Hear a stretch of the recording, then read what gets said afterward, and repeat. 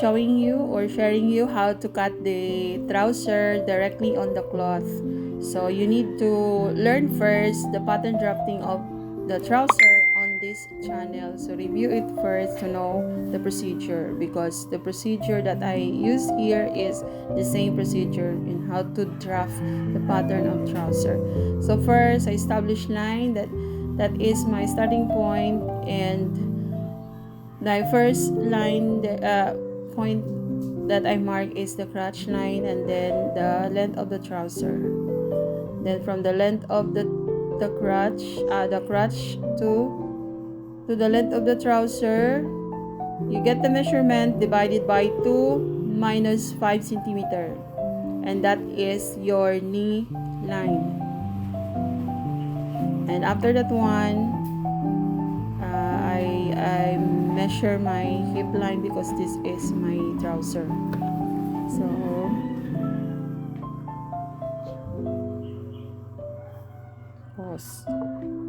pause. So from your crotch line, you have to divide the hip measurement into 16 plus 0.5. So that is where I mark something around 6.9, I think. From crotch, the first line that I make. So squared it up, so extend the line straight up. Then next is to measure the waist to hips standard. In centimeter, it's 20 centimeter. In inches, that is 8 inches. Then connect the dot to the first line to create a curve for the front crotch. And then from that point, I measure 1 cm inward and then connect straight with a straight line to the curve, the curve that you can see in my illustration. And then the next is I divide again the hips into 4 equal parts plus 0.5. So the hips is the 0 to 1 in the procedure, that is standard of 20 centimeter. Square it across. There you will start your 1/4 hips plus 0.5. And then from that point, in my construction line, my starting point line, you measure the 1/4 of your waist plus your dart. So in my procedure, my dart there is 2.25. That is for female.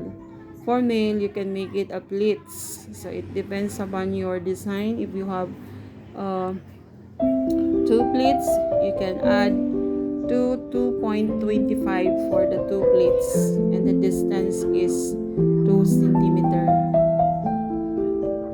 Okay, we make a movement so you can see how does it look like when you join or connect the waist to the hips.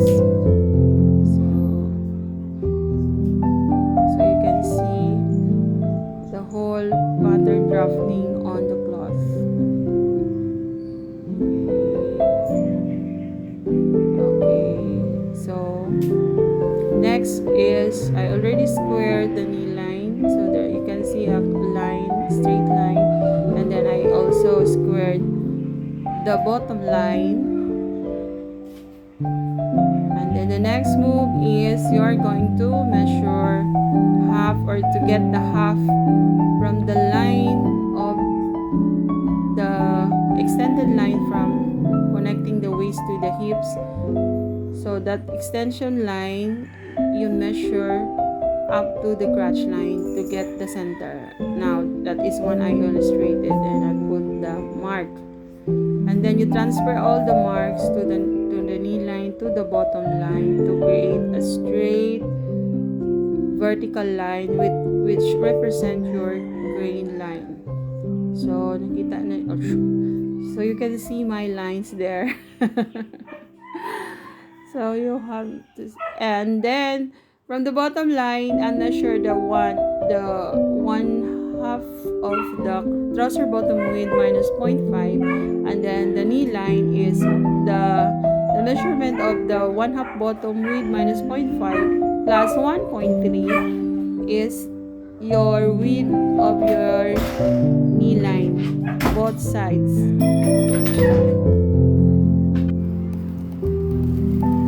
Okay, and the next process is from katong 1 to 5, you measure 1 to 5, and then divided by 4, so same na siya sa procedure, then squared up. So katong 1 to 5 will be your 16 squared up, then the next intersection is 17, and then 18. Then that's a preparation para sa back na part. So nag-shoulders ako kay Ma'am Rebecca, my former student, now a teacher of also related to garment trades, so tailoring and dressmaking. She is an institute holder, but he is enrolling for refresher course in tailoring. So I'm ready to cut now the front part of the trouser. Okay, I am explaining. I extend line from number 6 point. I measure 1 and 3/4, then from 7, another 1 and 3/4, then draw a straight line connecting to that measurement. And then you add now your one half allowance for the crotch of the front part. And then the line with the slanting line is approximately 1 inch from the straight line or from the line of the hip line. So extend that line. After extending that line, from that line you measure 1 inch. That is the point that you are going to connect to your allowance of your crotch. Now I cut starting from the bottom, then I go to the crotch part and then cut that extended line or extended part that is intended for the zipper. And then I cut the inner part. I put 1/2 inch allowance, and so with the side, and so with the waist part I put there 3/8 because there is an attachment which is the waistband. So I trim excess cloth from the bottom part. Then I set again. I check. Remember to check the grain line. So check the grain line before pinning the cut part of the front trouser. So I check. When I check, I measure around 9.5. So all the line from bottom line, knee line, hip line, I measure 9.5, and set the cut front part so that it will align correctly on the correct grain line. So after that, I measure the point from 1 to 5 and measure and divide it into 4 equal parts. And then I extend it up or squared it up. And the first, if you are familiar with this procedure, so the first intersection is number 17, then the last in the waist part is 18. And 17 is aligned to the hip line. And the first 1/4 is aligned to the crotch line. so.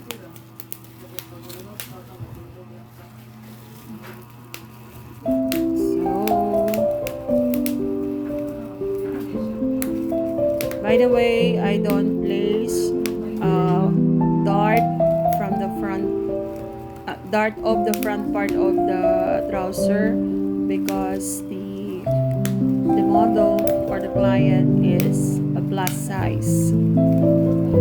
I omit the dart to create a shape which resemble a shape as there is a shape, a body, a curve in the body. So I omit the dart.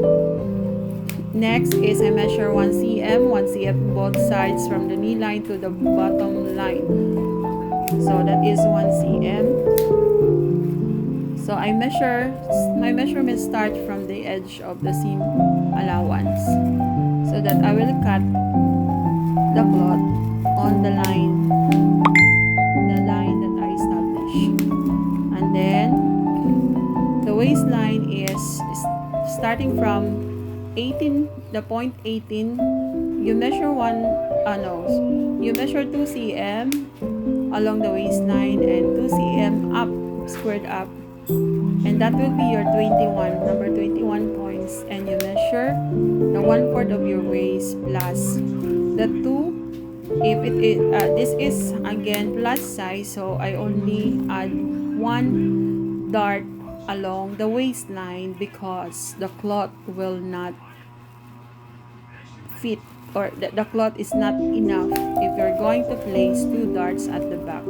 Of course, you need to place the dart, so half of the waist measurement, example, that is 9 inches, half is 4.5. I start the 4.5 from the side of the 22 points, that is 21 to 22. From 22, I measure the 4.5 to establish the dart from the back. And of course, the width of the dart is 1 centimeter both sides, and I use the length of the dart. Since this is natural waistline, I use 14 centimeter for the length. That is the one that I measure right now. Okay, and then the crotch part, you connect 21 to 19. 19 is the half of the measurements from 16 to 18. So I transfer the marks for the crotch line on the back part of the front, which is for the back portion. And then I connect, by the way, the hips measurement start from 17 until you put the measurements, your 1/4 hip measurement plus 1.5 centimeter, and then connect your waist to your hips. And then you see a while ago I connect from the hips to the knee line. And then the measurements of 5 to 9, you get the half measurement, and then from 9 you measure the half of it. For example, the measurement is 7, so the half is 3.5. So from 9 you measure 3.5, that will be your 23. And then 23 you measure 0.5 down and create your curve for the back crotch, and then cut the cloth. And then I transfer, or I don't need to draw the dart, but for the sake of tutorial, that is why I draw it. You can put snip and then transfer the point where you stop sewing the dart. And then that part, since again the cloth is limited, it was already cut and sold by pack. Actually, it will not, it's not enough. The cloth is not enough. That is why I decide to join 3 pieces of cloth for the waistband. And then in this part, I cut, I shape the part and cut that piece of cloth for the fly. I no longer cut facing because, as you can see in this front part, I extended cloth for the facing. Okay, so I think that part is I shaped the front part of the trouser front to reshape for the pocket bag. And since again the cloth is only 1 meter, so that cloth is intended for the part that will be visible for the slide pocket attachment. So I get another cloth which is similar but not the same cloth for the pocket bag, but it is only at the part that it is not visible. So I cut the needed measurement to come up at 12 inches by 12 inches size of the pocket. So when folded, it is 6 by 12.